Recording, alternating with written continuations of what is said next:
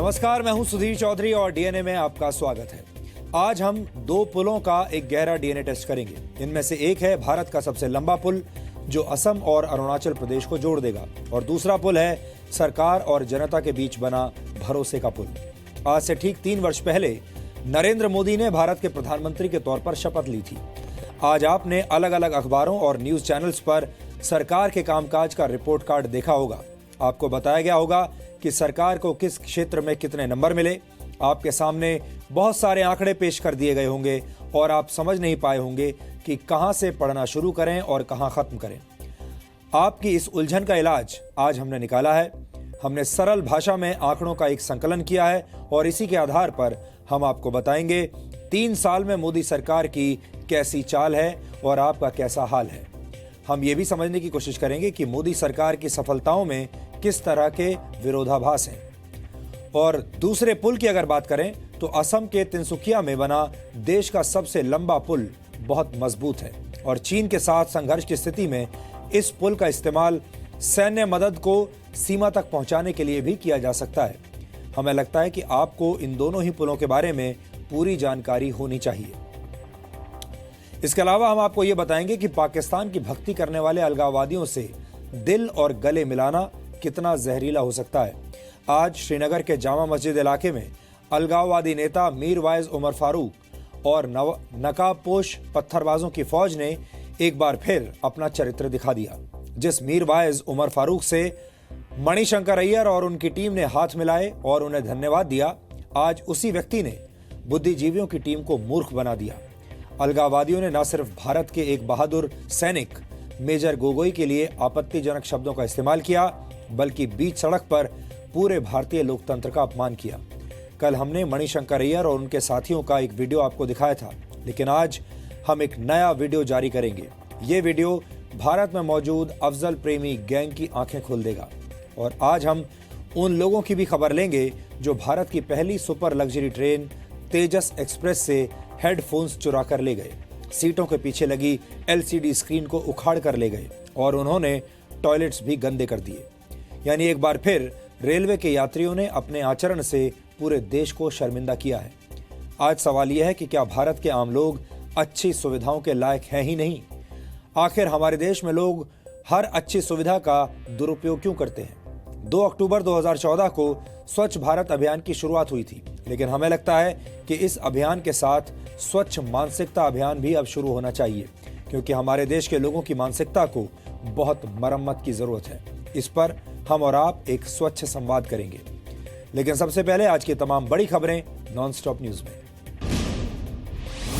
मोदी सरकार ने आज केंद्र की सत्ता में 3 साल पूरे कर लिए। इस मौके पर पीएम मोदी ने गुवाहाटी में एक रैली में जनता को शुक्रिया कहा। मैं छोटा हूं और छोटे छोटे लोगों के लिए बड़े बड़े काम करके रहूंगा, ये मेरा इरादा है। 3 साल पूरे होने पर केंद्र सरकार ने आज से लेकर 15 जून तक देश भर के 900 शहरों में मोदी फेस्ट मनाने का फैसला किया है। इस मौके पर मोदी सरकार ने नया नारा भी दिया है। 70 साल की आजादी में कुछ बातें जो अचीव नहीं कर पाए वो इन 3 सालों में अचीव कर पाए हैं, और इसीलिए हमने इन 3 साल के हमारे लोक संपर्क के अभियान का नारा बनाया है, साथ है, विश्वास है, हो रहा विकास।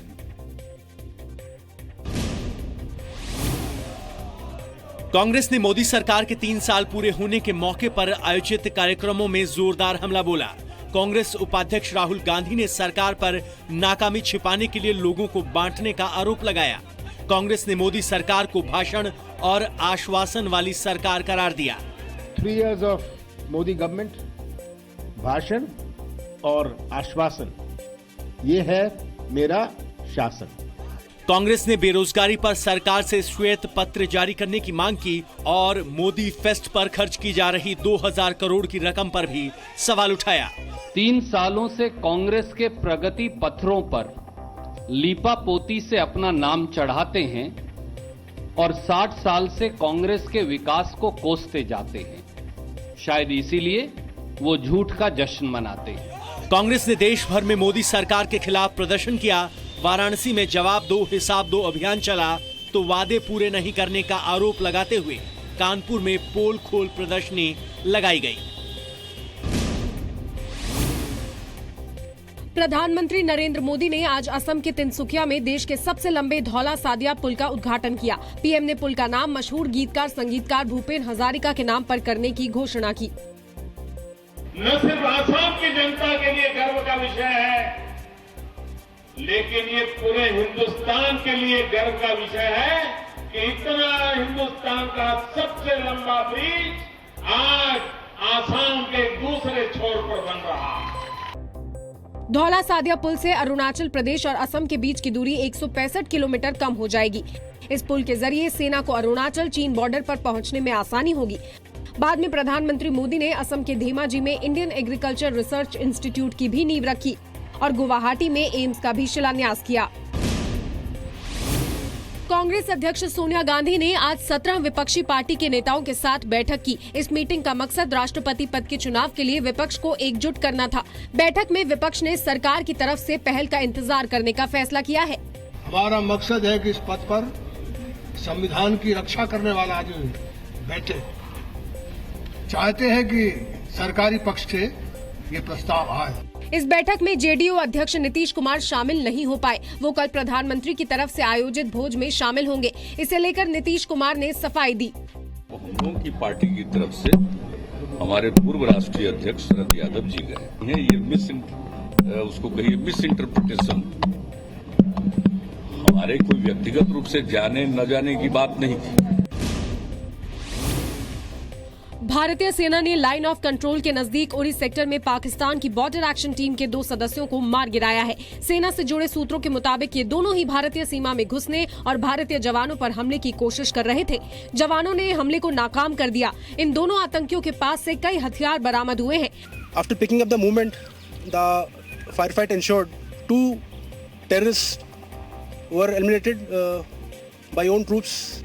मारे गए दोनों बैट सदस्यों के शव सीमा पर उस जगह पड़े हैं जो दोनों देशों की सीमा के बीच में यानी नो मैन्स लैंड में है। इलाके में सेना का सर्च ऑपरेशन जारी है। 1 मई को पाकिस्तान की बॉर्डर एक्शन टीम ने घात लगाकर हमला किया था, जिसमें भारतीय सेना के 2 जवान शहीद हो गए थे। तब बैट ने बर्बरता दिखाते हुए उनके शवों को क्षत विक्षत कर दिया था। उत्तर प्रदेश के मुख्यमंत्री योगी आदित्यनाथ मुख्यमंत्री बनने के बाद आज पहली बार वाराणसी पहुंचे। सीएम योगी ने यूपी में कानून व्यवस्था जल्द सुधरने का दावा किया। घटनाएं घटित हुई हैं कुछ क्षेत्रों में, ये दुखद है, लेकिन उन घटनाओं का पर्दाफाश भी उतनी जल्दी हुआ और उतनी तत्परता के साथ उस पर अंकुश भी लगाया गया है। वाराणसी के 2 दिन के दौरे में सीएम योगी कल सुबह काल भैरव मंदिर और काशी विश्वनाथ मंदिर के दर्शन करेंगे। केंद्र सरकार ने पूरे देश में गाय समेत सभी मवेशियों की हत्या के मकसद से खरीद फरोख्त पर बैन लगा दिया है। पर्यावरण मंत्रालय के नए नियम के मुताबिक अब किसी भी मवेशी की खरीद बिक्री सिर्फ कृषि में इस्तेमाल के लिए ही हो सकती है। He has to give an undertaking that it is not for slaughter purpose, and the member secretary of the market has to take an undertaking and ensure it from both the sides. केंद्र सरकार के नए notification के मुताबिक अब सारे पशु बाजारों के लिए जिला पशु बाजार कमेटी की इजाजत जरूरी होगी। इस कमेटी का अध्यक्ष जिला मजिस्ट्रेट होगा। पशु बाजार में मवेशी को बेचने से पहले एक हलफनामा भी देना होगा, जिसमें लिखा होगा कि मवेशी मांस कारोबार के लिए नहीं बेचा जा रहा है। एक्टर और बीजेपी सांसद परेश रावल लेखिका अरुंधति रॉय को लेकर दिए गए अपने बयान पर कायम है। जी न्यूज से बातचीत में परेश रावल ने कहा कि उनकी भाषा सख्त जरूर थी, लेकिन उन्होंने जो कहा था वो बिल्कुल ठीक था। मैं ये कहूं कि मेरा अकाउंट हैक किया गया था या मैं भावनाओं में बह गया था, इसलिए मैं अपना ट्वीट डिलीट कर दूंगा या मैं अपनी बात वापस लेता हूं, कोई गुंजाइश नहीं है। ये मैं इस बात पे मैं हमेशा कायम रहूंगा। परेश रावल का कहना है कि सेना को कोसना कुछ लोगों की आदत है। सर्जिकल स्ट्राइक पर सबूत मांगने वाले जोकर हैं। जब देखो तब आर्मी पे सवाल उठाए जाते हैं। जब आर्मी सर्जिकल स्ट्राइक करती है तो ये लोग कहते हैं कि सर्जिकल स्ट्राइक का हमें प्रूफ दो। मैंने ये समझ में नहीं आता मुझे, किस किस्म के जोकर लोग हैं ये। परेश रावल ने ट्वीट किया था कि पत्थरबाजों के बजाय अरुंधति रॉय को आर्मी जीप पर बांधना चाहिए था। कर्नाटक में बीएस येदियुरप्पा बीजेपी की तरफ से मुख्यमंत्री पद के उम्मीदवार होंगे। पार्टी अध्यक्ष अमित शाह ने उनके नाम का ऐलान किया। येदियुरप्पा पर जमीन और अवैध खनन घोटाले के आरोप लगे थे, जिसकी वजह से उन्हें 2011 में मुख्यमंत्री पद छोड़ना पड़ा था। 74 साल के येदियुरप्पा ने अपनी अलग पार्टी बना ली थी, लेकिन 2013 के चुनाव में इसका प्रदर्शन काफी खराब रहा था, जिसके बाद येदियुरप्पा 2014 में फिर से बीजेपी में शामिल हो गए थे। मंगलवार को असम में लापता हुए सुखोई 30 जेट का मलबा मिल गया है। सुखोई 30 का मलबा उस जगह से मिला जहां से इसका आखिरी बार एयरबेस से संपर्क हुआ था। वायुसेना ने इस हादसे की जांच के आदेश दिए हैं। इस लड़ाकू जहाज ने असम के तेजपुर एयरबेस से 2 पायलट्स के साथ 23 मई को उड़ान भरी थी। इलाके में मौसम खराब होने की वजह से अब तक हादसे वाली जगह पर नहीं पहुंचा जा सका है। चुनाव आयोग की ईवीएम हैक करने की चुनौती सिर्फ एक पार्टी एनसीपी ने स्वीकार की है, जबकि ईवीएम पर लगातार सवाल उठाने वाली आम आदमी पार्टी, बीएसपी और कांग्रेस ने इसके लिए रजिस्ट्रेशन नहीं कराया। आम आदमी पार्टी ने कहा कि चुनाव आयोग ने हैकिंग के लिए शर्तें रखी हैं जो गलत है। चैलेंज उनका ये है कि मशीन के सामने खड़े होइए, बिना टूल के, बिना मशीन को छुए, बिना मशीन को खोले। अब मुझे नहीं पता कि इलेक्शन कमीशन कौन सा मंत्र या कौन सा जादू चाह रहा है कि मशीन को टेम्पर करके दिखाइए, मशीन में बताइए गड़बड़ हुई थी। ईवीएम पर लगातार उठ रहे सवालों के बाद पिछले हफ्ते चुनाव आयोग ने सभी राजनीतिक दलों को चुनौती दी थी कि वो 4 घंटे में ईवीएम हैक करके दिखाएं। अब आम आदमी पार्टी को खुला चैलेंज दिया चुनाव आयोग ने। हमने भी कहा था कि भाई अगर तुम हैक कर सकते हो तो हैक करके दिखाओ। चुनाव आयोग ने 20 मई को ऐलान किया था कि 3 जून को होने वाली ईवीएम हैकिंग चैलेंज के लिए पार्टियां 26 मई तक रजिस्ट्रेशन करा सकती हैं। पुणे में कल होने वाली ईपीएफओ के ट्रस्टियों की बैठक में पीएफ को लेकर अहम फैसला लिए जाने की उम्मीद है। बैठक में पीएफ के लिए बेसिक सैलरी के 12% की जगह 10% ईपीएफ में जमा करने का प्रस्ताव मंजूर किया जा सकता है। अभी कर्मचारी और उसकी कंपनी दोनों ही बेसिक सैलरी का 12% हिस्सा ईपीएफ में योगदान देते हैं। सूत्रों के मुताबिक टेक होम सैलरी बढ़ाए जाने के लिए लगातार मिल रहे आवेदनों के बाद श्रम मंत्रालय की ओर से ये प्रस्ताव तैयार किया गया है, जिससे अर्थव्यवस्था को मजबूती मिलने की उम्मीद है। हालांकि तमाम मजदूर संघ इस प्रस्ताव को कर्मचारी विरोधी बताकर विरोध करने की तैयारी में है।